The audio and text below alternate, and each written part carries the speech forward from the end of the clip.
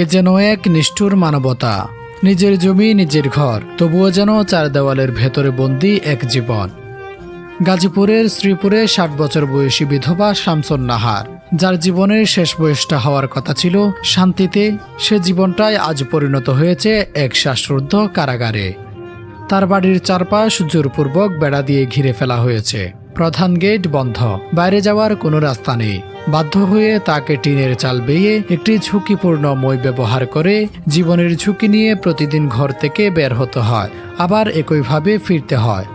ভাবুন, একজন বৃদ্ধ নারী অসুস্থ শরীর নিয়ে এই ভয়ঙ্কর ঝুঁকি নিয়ে প্রতিদিন বেঁচে আছেন। তিনি কাঁদতে কাঁদতে বলেন, এভাবে আর পারছি না, আমারে বের করে দেন, না হয় আমাকে মেরে ফেলেন। দেশবাসী সকলের কাছে আমার একটি আকুল আবেদন, আমাকে এন থেকে মুক্তি দেন, আমার এন থেকে মুক্তি দেন।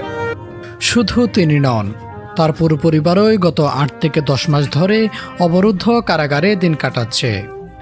তার সন্তানদের ভাষ্য, তাদের মা অসুস্থ, হাঁটতে কষ্ট হয়, তবুও প্রতিদিন এই বিপজ্জনক পথে চলাচল করতে হচ্ছে।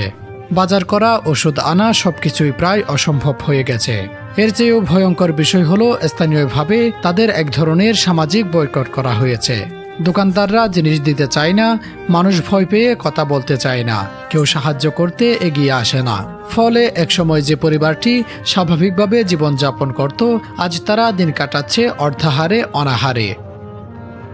একবেলা ভাত, আলু ভর্তা, এই দিয়ে চলছে জীবন। শুধু অর্থনৈতিক কষ্ট নয়, মানসিক চাপও চরমে পৌঁছেছে। প্রতিদিন একটি ভয় তাদের তাড়া করে, যদি কোনো দুর্ঘটনা হয়, আগুন লাগলে কি হবে, কেউ অসুস্থ হলে কিভাবে বের হবে, এমনকি মৃত লাশ বের করারও কোনো পথ নেই। এই প্রশ্নগুলো আজ তাদের জীবনের সবচেয়ে বড় আতঙ্ক।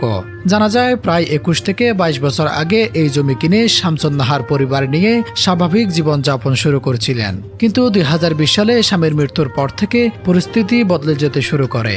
অভিযোগ, কিছু প্রভাবশালী ব্যক্তি এই জমি দখল করার জন্য নানা কৌশল অবলম্বন করছে।